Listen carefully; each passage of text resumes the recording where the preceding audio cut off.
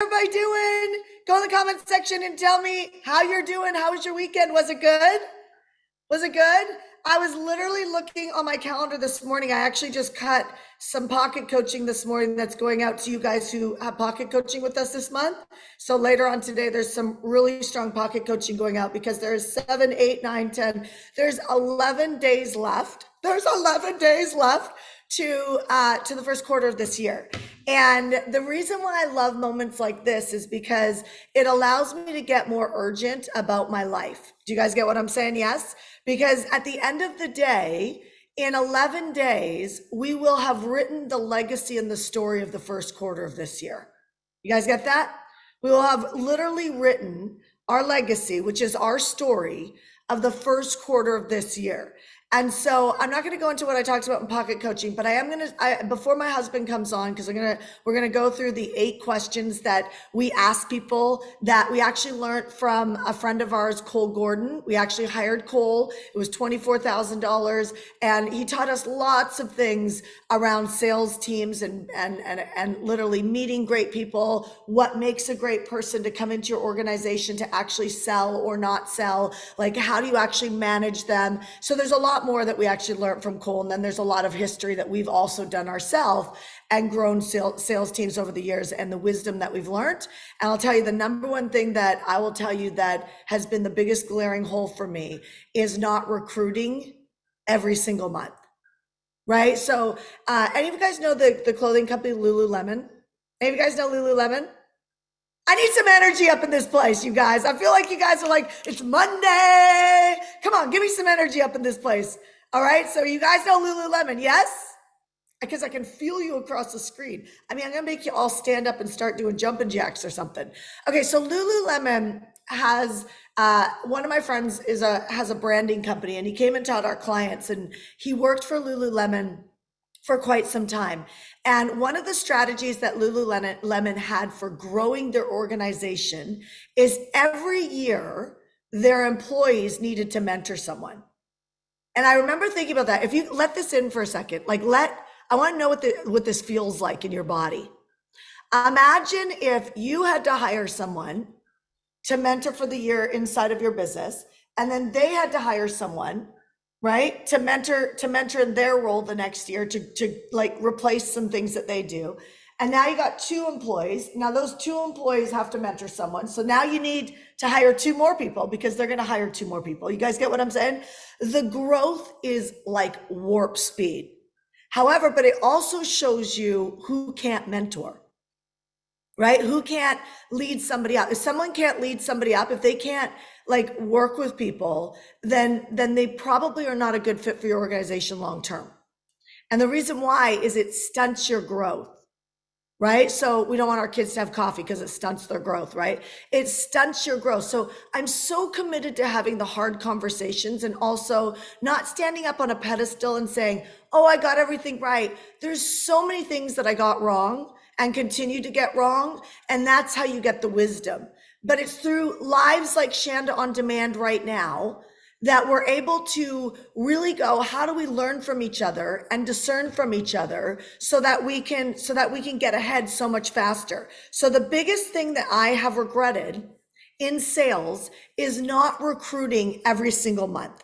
It's the absolute biggest thing that I regret. What about you guys? Who's got sales teams right now? Who's got 1 or more people selling for you? Go in the chat and let me know. Let me know. Esteban has 1. Anybody else? I'm just curious. Does anybody else have a salesperson or somebody working with them? Put the word sales or salesperson so I can see later on in the chat. Sales. So there's a couple of you guys. Okay, who does not have a salesperson? Put no sales. If you don't have a salesperson, put no sales.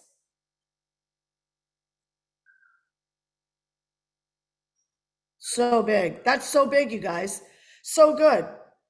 So now what I want you to realize is I want you to get it in your bones what it feels like to work with a group of people who are out there every day and their sole job is enrollment. Their sole job is enrollment. Is that powerful? what could you create? What could you create if you had somebody doing that? What could you create? What would you do during the day for your job? What would you do during the day for your job? Yeah, you'd do a ton of revenue.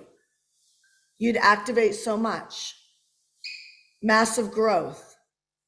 A ton of revenue. Powerful. Okay, so are you guys sleeping this morning or is it me? I feel like is it me or is it you guys? Is it us? Is it because it's Monday? I love this. It's me, Shannon. I'm sorry. Thanks, Trish.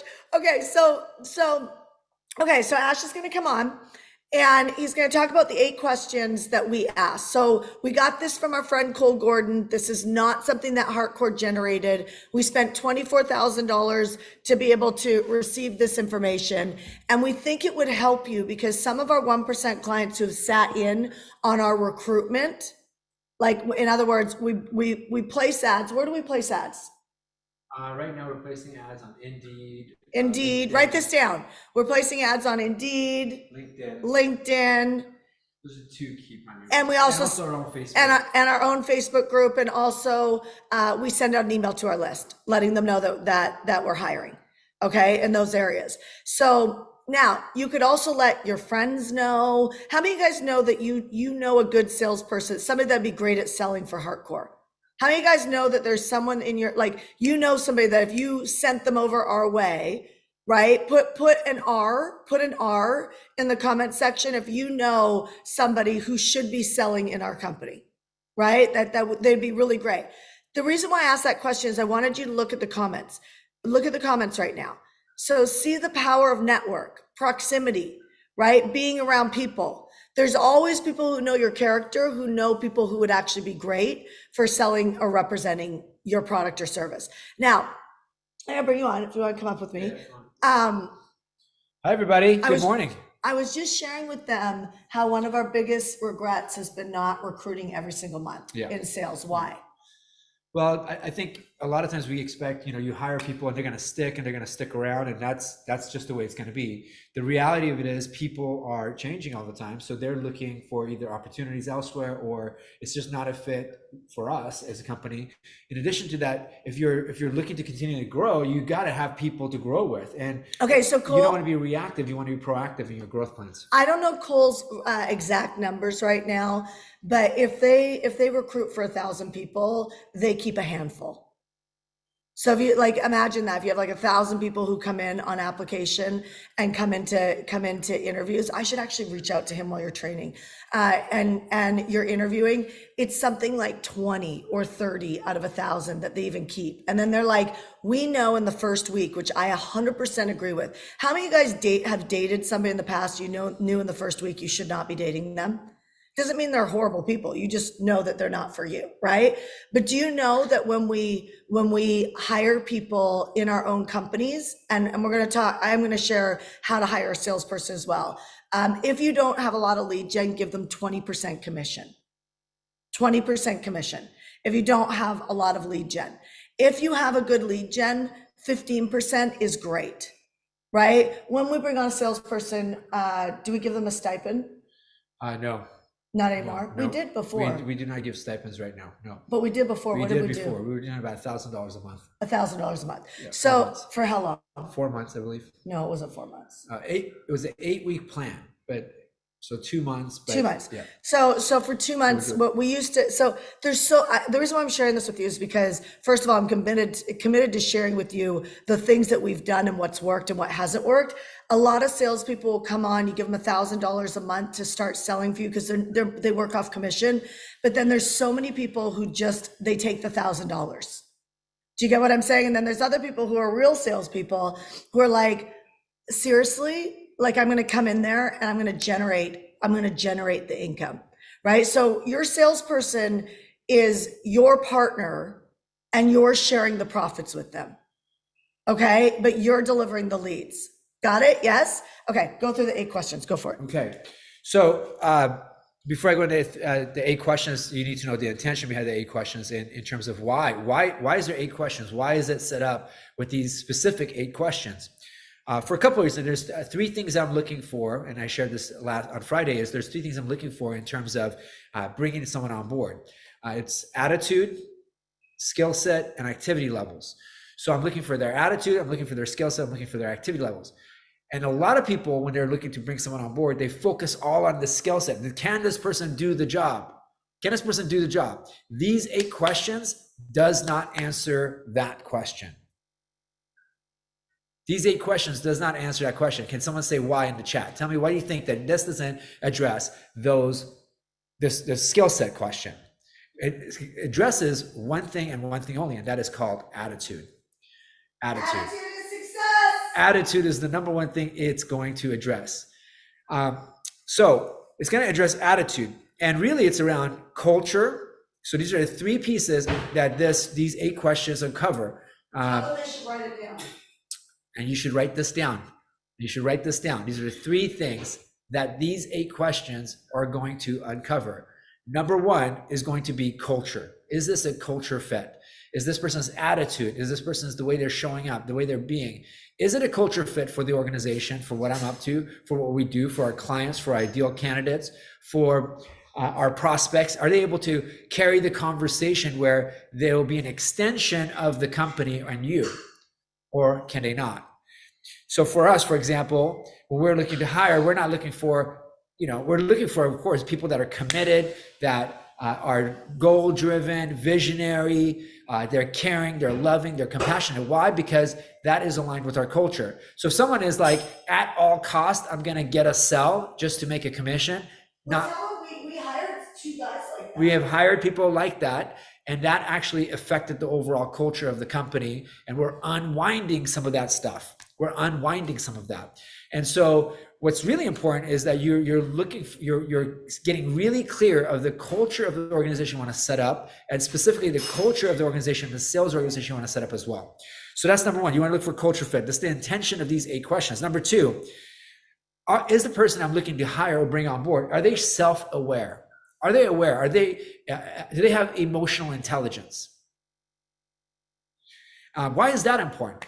Well, specifically in the role that we're playing, and when you're dealing with a team in a company, when you're dealing with multiple divisions, when you're dealing with multiple departments, when you're dealing with people that are maybe not getting the results they want, or people that are getting extraordinary results, they want to go further, whether they're maybe the people that don't have the money, maybe people that don't have the time, maybe people that don't have the energy, someone that's emotionally intelligent can support and walk through those conversations and dialogues.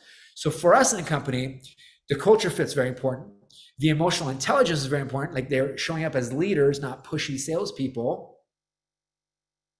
That's important to us. And then number 3, are they driven? Do they have purpose? Do they have ambition? Are they goal-oriented? Are they visionary-minded? So those are the 3 areas that we're looking for. And these questions, these 8 questions, do a great job of supporting you in uncovering that in the interview process. Shanda's coming on board. Yeah, I just want to share this with you because so when you're doing this, ask yourself, who are you? Do you know what I mean? Because there's not a right or wrong way. How many of you guys hate the idea of being pushy? Put me in the comment section. Who hates the idea of being pushy? Put me in the comment section. So I have a lot of friends who love being pushy, because they just don't want to deal with anybody who's not completely committed to what they're doing. So if they're selling a fitness product, they're like, I don't want somebody who's going to be like, they want somebody who is going to close, right? So if you've ever heard Dan Locke, he talks about closing. Russ Ruffino, they back you right up against a wall, make a decision, right? And in a lot of ways, a lot of people don't like that, but let me share something with you. It's not our culture at HeartCore, but it's not wrong. Doesn't mean it's wrong. It's not wrong. It fits the character of those people. They're very, very assertive. Have any of you guys read David Goggins' book?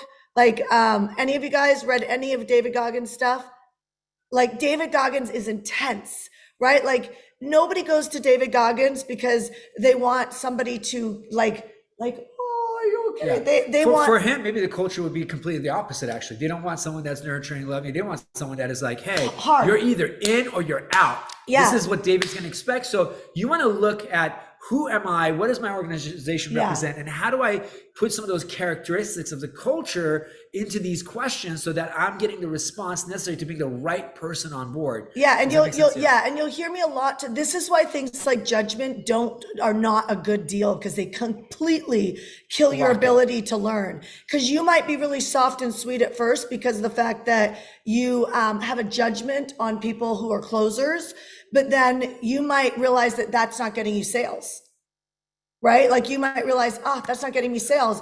I'm tired of this. The way I treat myself behind closed doors is like rigorous. And so I actually want a sales team that's rigorous. Are you guys getting what I'm saying here? Do you see what I'm saying? So don't put sales outside of you. Put it, who are you? Who are you? Like, we are bold and we are honest. We have hard conversations. If you are standing in front of us and we think that we can help you grow a business, we're going to be bold and we're going to be honest. We're going to say, you know what I'm noticing is that you're indecisive. With love. Right? With love, right? Like, and so that's how we speak. What I'm noticing is that you're a bit of a drama. Like, have you noticed this drama in your life anywhere else? Because I'm noticing it on my conversation with you right now. So that's our culture, right? But like someone like Russ Ruffino, or just like, there's a lot of people in the market that they're like Bedros. I don't even know if Bedros is taking payment plans.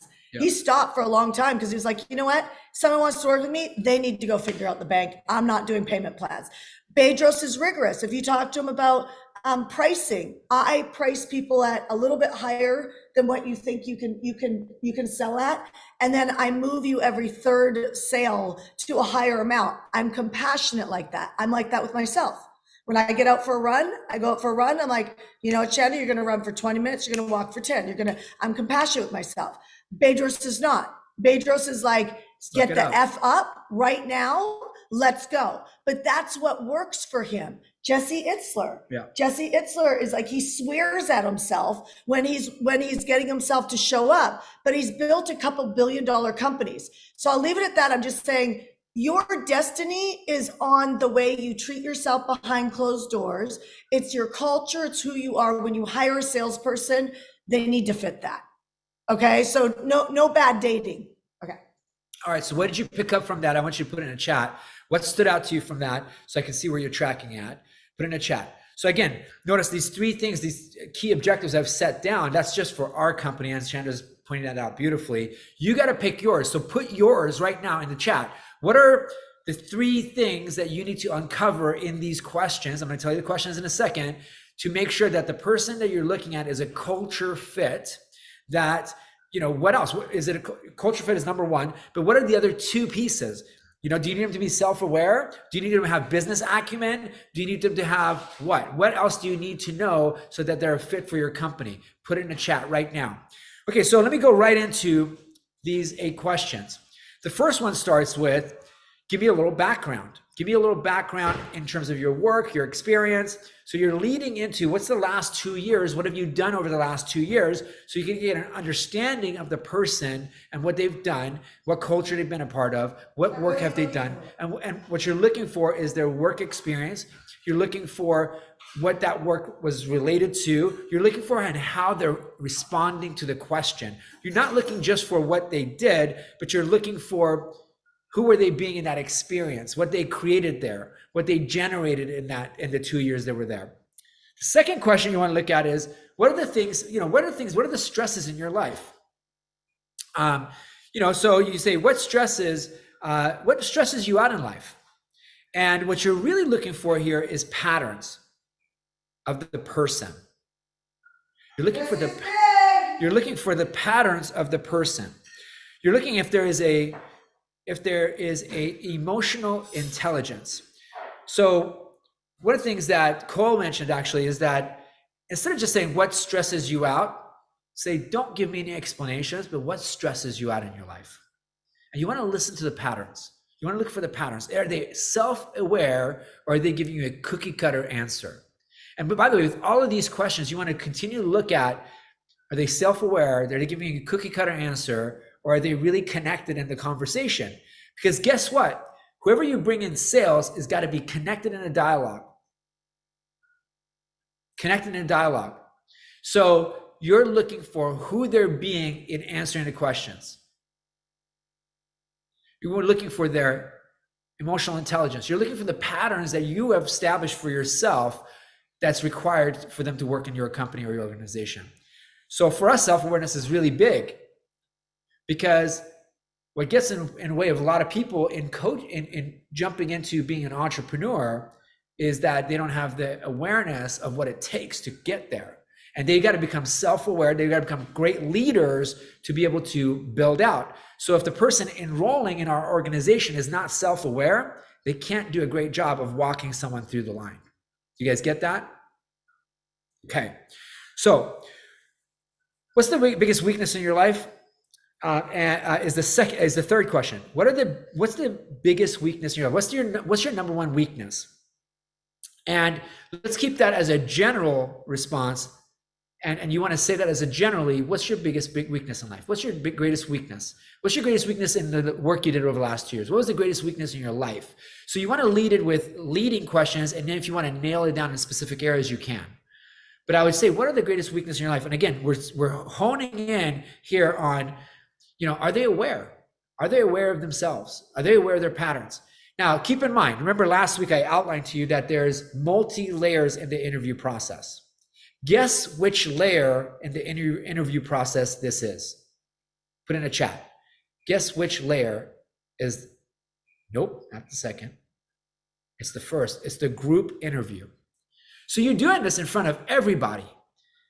And as you're in front of everyone and you're asking these questions, you want to see how are they responding, whether they're going first, they're going last, if they're going in the middle, are they just agreeing with the person before them? Is there a theme here where they just repeat the same thing? Or is the person really committed to standing out? Are they really going deep within themselves? Because if they're going deep within themselves, they're going to have a unique response. They're not going to have the response the person before them had. Are they going into explanation? Are they connected to what they're saying? So as you're asking about weakness, strength, and the third question, that was the fourth question. As you're asking about their strengths, so that's the fourth question, is what are your biggest strengths? And what are you looking for here? You're looking for, again, patterns, culture fit. You're looking for awareness. I mean, that's what we're looking for. Question is, what will you be looking for in these questions for your organization? We're looking for self-awareness, breakthroughs, lessons. We're looking for culturally, who are they? How are they showing up in their lives? Where are their strengths in lives? Are they connected to, hey, my strength is in a relationship with my wife, and my greatest weakness right now is with my 7-year-old or 8-year-old, and I'm working on my leadership with that. You crushed it with him today. I know I did very well there today. So I'm going to go over the first 4 questions again, just to make sure you're catching up. Tell me a little bit of background over the last 2 years. What work have you done? Tell me about it. Give me some details. Then you want to go into what are the stresses in your life? And my screen's getting messed around with. What are the stresses in your life? What are your biggest weaknesses in your life that you're experiencing? Be general with me, please. Looking for self-awareness. Again, you're looking for self-awareness. What are your biggest strengths in your life? What are the greatest strengths in your life? How's that impacted you? And you're looking for, again, self-awareness. The fifth question is, this is where you're going into really looking for a fit. What is your income requirement now? Not 10 years from now. What are your income requirements right now? And where do you want to be in the next year, 3 years, 5 years? So, but leave it general. Where do you want to be? So what are your income requirements now, and where do you want to be? I always ask, where do you want to be, with an intention to know, do they put a date on it? Do they set a number and a date by where they want to be? Why do you think that's important? Why do you think that's important? Boom, goals, ambition. Exactly. I'm looking for their goals. I'm looking for their ambitions. I'm looking for, are they driven to get there? And I'm looking for them to also interview me. This is me personally. I'm looking for them to interview me. Do you think that's feasible? Do you think that's possible? Do you think, what kind of a person gets there? So I'm looking, do they ask further questions? Because if they're not asking those questions, guess what? They're not going to ask those questions to your prospects. That's right. They're not going to go into depth with your prospects. So if they just give you a cookie cutter answer, I want to make $250,000 next year, and they're looking like dreamy, and then they're saying that after 4 other people said the same thing, and they go deeper with me, that tells me they're not going to go there with your clients. They're not going to go there with my clients. They're not going to ask the right questions to make sure it's a fit. So you want to ask, what are your income requirements now? Because if they say, I want to make $50,000 this month, that's not a fit. That's a goodbye. When it comes to our company, maybe you have something that makes sense. It's going to work out. For us, it would be like, no, it's not a culture fit. It's not going to work. You're not going to make $50,000 this month. Can you make $50,000 in the next several months? Very possible, but not this month. And I want you to tell me, what's your goal? Where do you want to go? If you tell me you want to make $500,000, I love that. But ask me the right questions. If you don't ask me the right questions, probably not a fit. You're just a dreamer. All right. Number 6, what kind of work environment do you thrive in? What kind of work environment do you thrive in? Isn't it great where companies ask you what environment you're going to thrive in? Why is that important? Because they're going to tell you whether that environment exists in you and your company or it doesn't. Don't try to put a square peg in a round hole. It's just never going to work. So you may love their answers up until now. They're really self-aware. Their income's, oh my gosh, this person doesn't really need me to pay them right now. And they want to make commissions aligned. Oh, and by the way, they have a vision of making $200,000 and I think I could make that happen for them. Great. But you know what? They thrive in a very driven, cutthroat environment. And I just like to love people. Not a fit. If you're not that person, chances of you creating the success with them is not going to work. Or maybe they're just super loving, compassionate, and you have a very cutthroat environment. That also is not going to work. So you want to look for, is the environment that the culture that they're looking for and they know they're going to thrive in, does it match the culture you provide? Listen, these 8 questions are not rocket science or nothing new. They're not. But are you doing them in your interview process today? Be honest with yourself. See, if you don't have the structure to implement them, which is where most people fail, by the way, and let me tell you, fail as parents. That's why today I created a new structure with my son. If you don't do that process, if you don't put together this interview process, you don't put these 8 questions in front of you and just go through these 8 questions in a group, as uncomfortable as it may be, then the chances of you actually attracting the right person, a person that's going to thrive in your organization and thrive with you and have your organization thrive, is less likely. So you got to implement it. So what kind of culture, what kind of environment do you thrive in? Make sure it's a fit. And number 7, what was the hardest thing in your life that you've had to address? And what was the lessons from it? That's so good. What was the hardest thing in your life that you had to address? And what lessons did you take away from it? So what you're looking for here is an ability for someone to not only become aware, but to break through, walk through hard things. What you're looking for is how they handled it. Who were they being as they handled it? What you're looking for is they've gone through hard things. Because let's face it, I have never had a simple customer come to me and I sell them and they become my number 1 client. You know, the ones that become my number 1 client were the hardest that I enrolled. I've noticed that in my career, the ones that were the hardest for me to enroll and gain as clients have been the best clients. They've lasted the longest. The ones that simply just said yes, wanted a refund the very next week. Because that's just who they are in their lives. So you want to look for people that have walked through hard things, because guess what? As you continue to build your organization, they're going to have to walk through hard things. They may have to walk through hard things with you. They may have to walk through hard things with other associates. And so you want someone that has stickability, that has the power to walk through tough moments, especially when you're young in an organization. As you grow and scale, it changes. So you're looking for the hard times and the lessons from them. And lastly, if you're hired, and this is going to be uncomfortable for all of you. If you're hired, who else on this call right now would you want to have as a teammate? That's pretty awesome.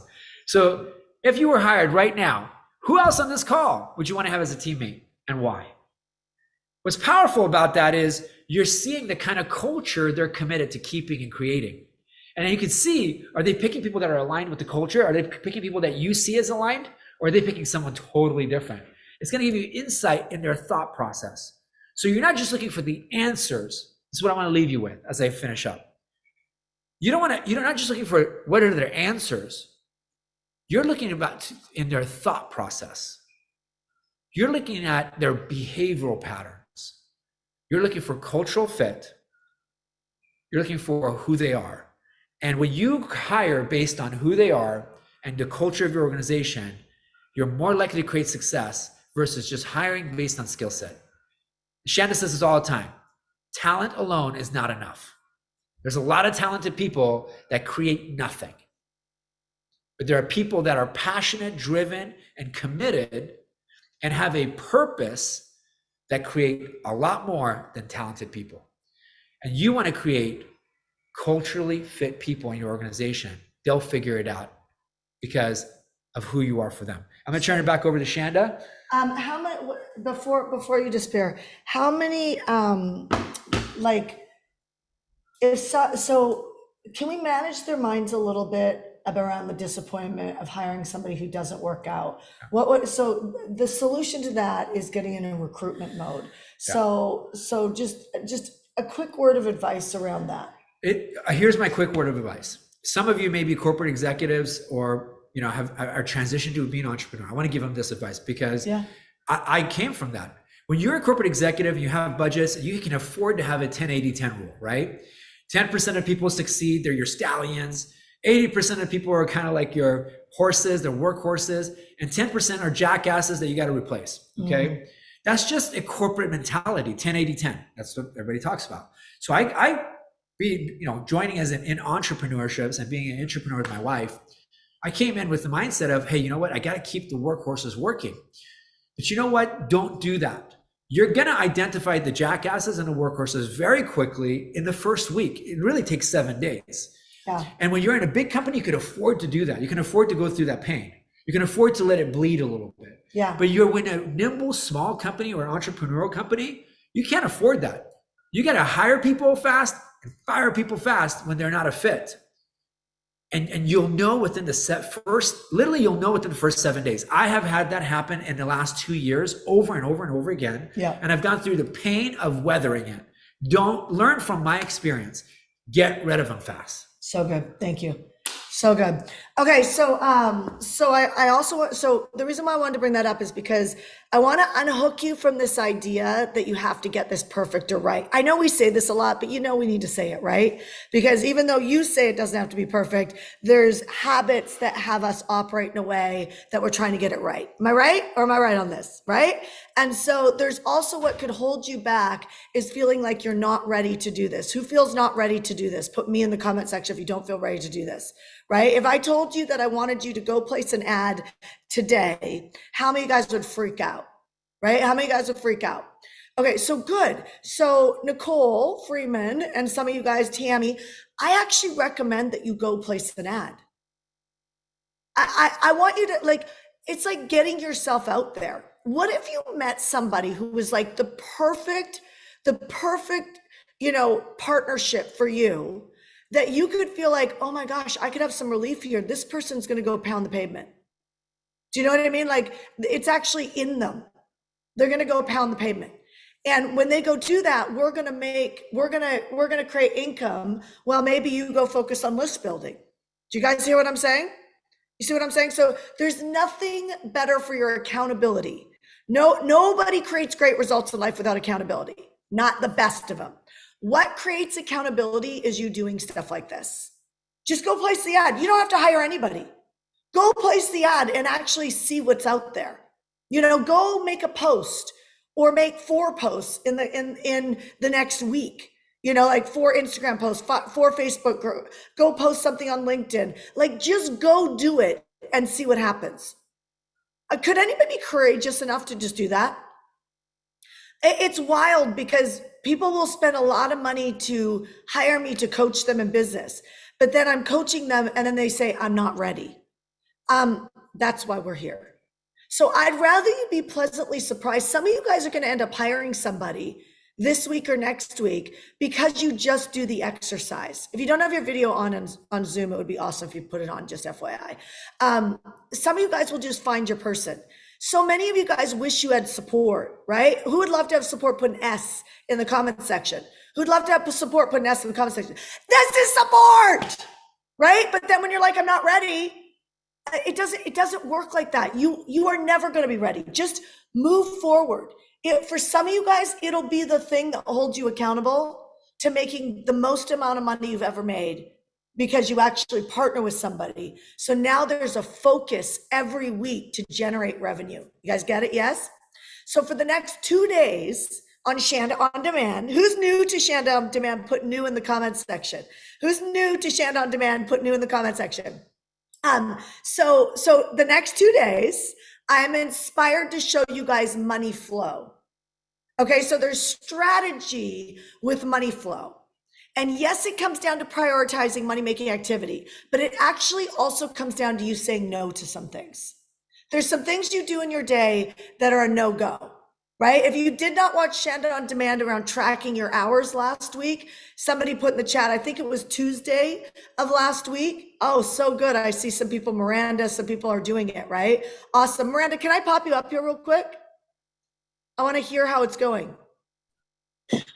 It is going unbelievably wonderfully. Can you hear me? Yeah, hold on. Let us spotlight you. Perfect. Okay, so Miranda, if you guys don't know what I'm talking about, last week on Shanda On Demand, I honestly feel, you guys back me up if you believe this. I think you should never miss a Shanda On Demand. There are moments and seasons throughout, the year that I can't show up for a week or hear or something like that, but I'm pretty darn consistent about going live. And if I can't go live, I'm doing some reels. You get what I'm saying? And so I really recommend you don't miss Shanda On Demand. And if you're on social media, on Facebook, not Instagram, but Facebook, Facebook group, YouTube, you guys could be tagging people or forwarding this to them or sharing it. Okay, so literally the more audience we get, the more excited I get, right? So help us reach a bigger audience. Last Tuesday, I believe it was last Tuesday, I talked about tracking your hours. It's kind of like tracking your food and wondering why you're not losing weight because you think you just eat salads, but the truth is you don't, right? You have a latte, you have a handful of chocolate. You're like, geez, I got all these empty calories. Oh, I just only have one Coke. Yeah, and like total empty calories, right? So tracking your hours gives us a pattern. It's kind of like on hiring, we're looking for a pattern, right? Well, does this person have a pattern of succeeding? Because if they do, I want them on the sales team. Or do they have a pattern of being emotional? Or do they have a pattern of having temper tantrums? Or do they have a pattern of, talking about their past employers? I literally found a woman I wanted to hire so badly. She had all the talent. She had all the skills. But you know what she talked about? Her last employer. One bad thing about the last employer, I'm out. I'm not doing it because it's like, really? You're going to do that right here when I'm playing that role for you right now? No way. It's like the worst thing you could do. Okay, so Miranda tracked her time. What happened?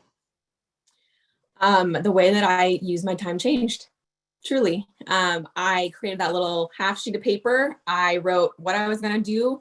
I wrote whether I did it, why or why not, and then the emotion that evoked either from doing it or why I didn't do it.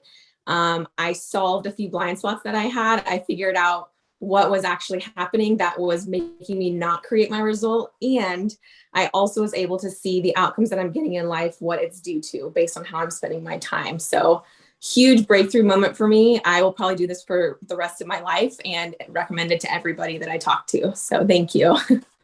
Oh, good, Miranda. I'm super excited. So watch your patterning, what you put your time on, and make sure that you're really making sure that you've got money-making activities. Okay, so marketing and sales makes it hides a lot of problems in a business, right? So in a good way. If you got marketing and you got sales, and you don't need 500 things that you're marketing.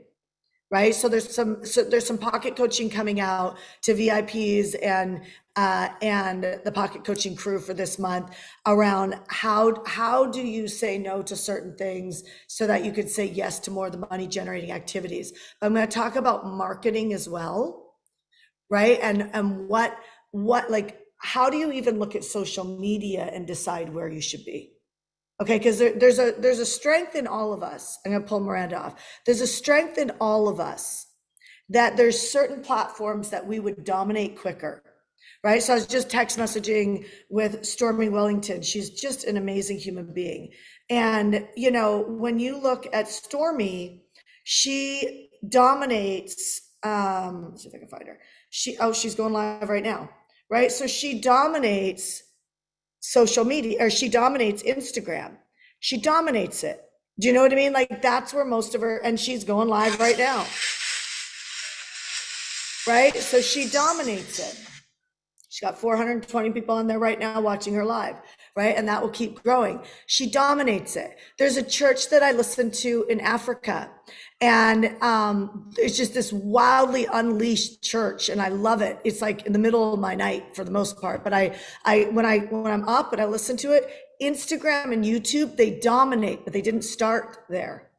They started with YouTube and they dominated it, right? And then they started segueing over to Instagram, right? And now over the last year, I've seen them dominate it, but they're crazy consistent on a platform. How many guys know if you want to reach more people, you need to become omnipresent? What's the worst way of becoming omnipresent? Doing all of that in one shot, right? So I'm super strong on Facebook. I'm getting better on Instagram. That's why I don't want my team to take it away from me. I'm getting better on it, you know? And so it's like, I give it away, we get 2 posts. And that's not a dig on my team, by the way. It's because it's a personality. Do you get what I'm saying? So now I want them to take me and I want them to repurpose me on Pinterest and somebody else own that. Let me own Facebook and Instagram. You go own Pinterest. What are you learning from that? Somebody else is owning it. So I'm gonna be talking about this throughout this week and showing you how to unhook and say no to certain things because you need to be making some money, my friends. And it's not a bad freaking thing. You should be making some money. And the more you spread yourself out because you're trying to do everything, the problem is that's what poverty thinking does. And talented people do this all the time because they think it makes a lot of sense. Just because the thing works out on paper and you can see it on a graph doesn't mean the execution will flow cash. Do you get what I'm saying? It does not. It doesn't mean the execution is going to flow cash. I'm going to end on this. First and foremost, who needs a coach who's not in any of our programs? Who needs a coach and could use some support? Put the word coach in the comment section.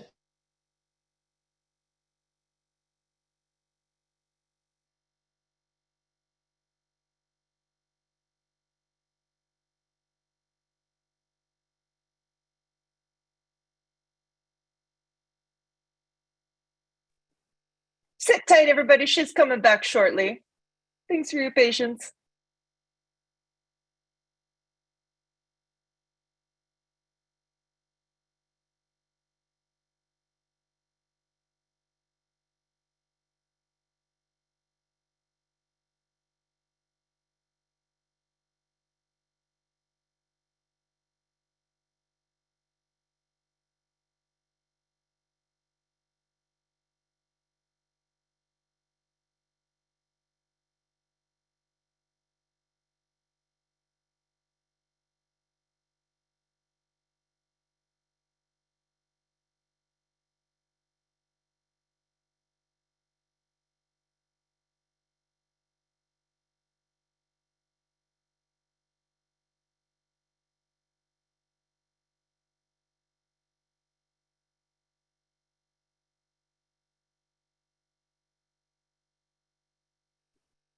Hey everyone, it's Suzanne, Shanda's assistant here. Just sit tight. We're probably having a little weather in Puerto Rico. She will come back and wrap up the day shortly. So just sit tight, stand by. Hi there, can you guys hear me? Give me a thumbs up if you can hear me. Awesome, thanks Sherry, appreciate it. Yeah, sit tight. As soon as Shanda's back on, we'll get back to it. Awesome, you can hear me. Thanks, Kathy. Awesome. Well, sit tight, everybody.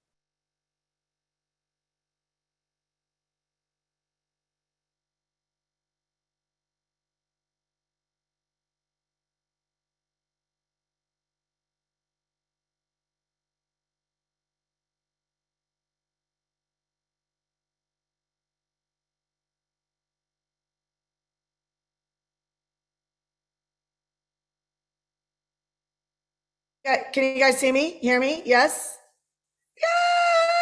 Yay! Okay, are we still online, Suzanne? Okay, perfect. Do you want to pop me back up? Awesome. Sorry, guys. All of the lights just went off. It went doot doot. So, and I couldn't connect up. So now I'm on a hotspot. So we're good. All the lights are back on, but I'm on a hotspot. So if it happens again, I'm good.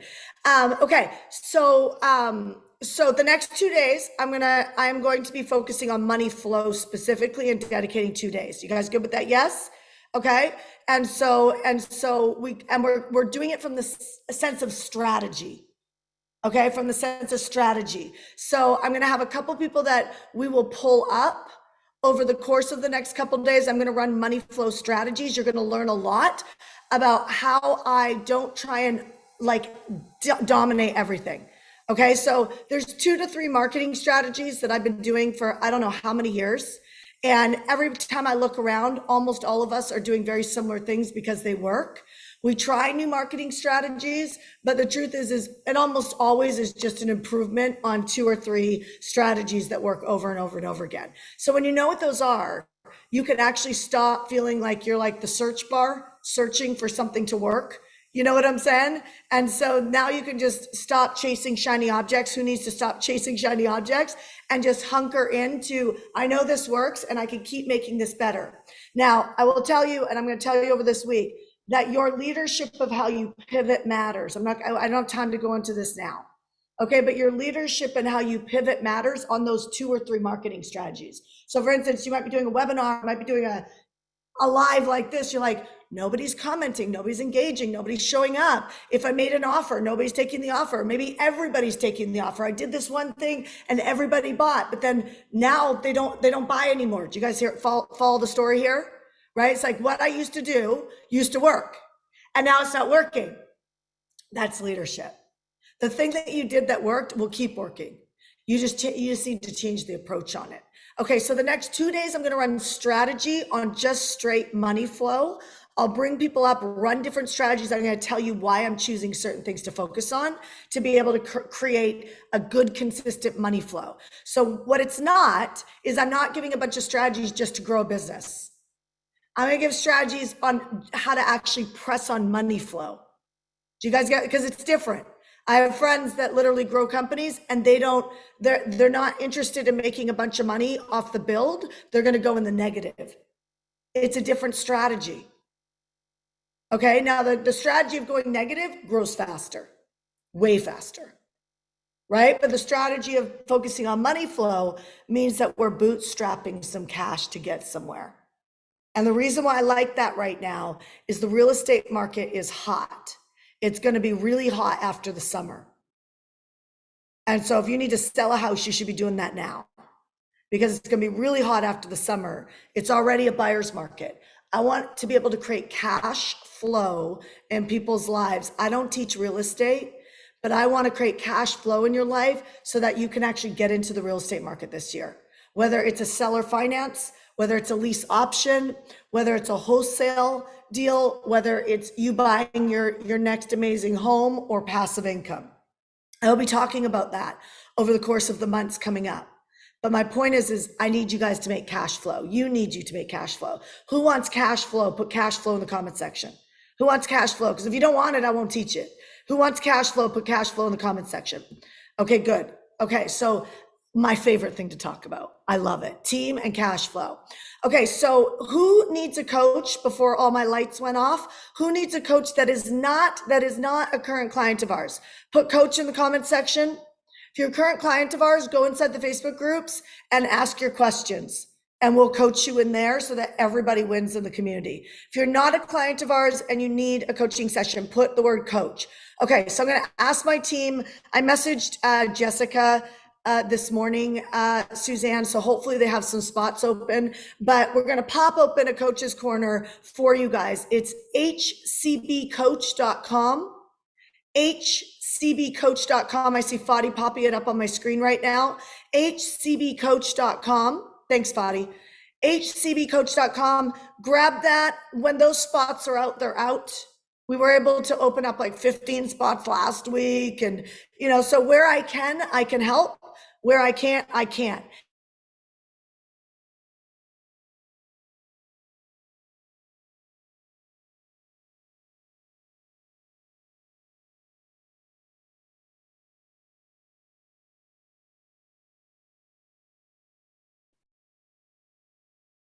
Stand by, everyone.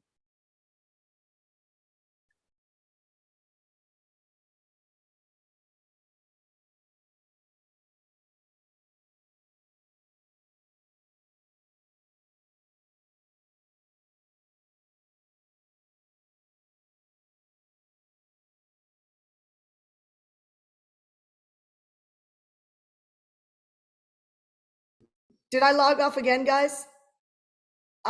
So irritating. All right, let me just come to an end. Just pop me up. Let me just come to an end. If you need a coach, go to hcbcoach.com. Know that I'm closing down my leadership program now. Okay, so we're gonna jack the price back up. If you need it, you can always ask us HCL in the comment section. You can put HCL in the comment section if you want to know about leadership. Basically, it's just your insurance plan to show up, meaning that you know that you will hit your targets and your goals. If you don't hit your targets and your goals, you need the leadership program. Okay, if you don't hit your targets and your goals, you need the leadership program. Just know that. And right now it's 52% off. So if you want to know about that, you can put HCL in the comment section. Other than that, I'm going to close this live up before I have another interruption of power or whatever that looks like. Welcome to Puerto Rico. And thanks for your patience, everybody. Okay, I'll see you the next couple of days. You ready? Money flow, money flow. All right, VIP, I'm going to come over to you guys. Thanks, Social, for dealing with the power outage. I'll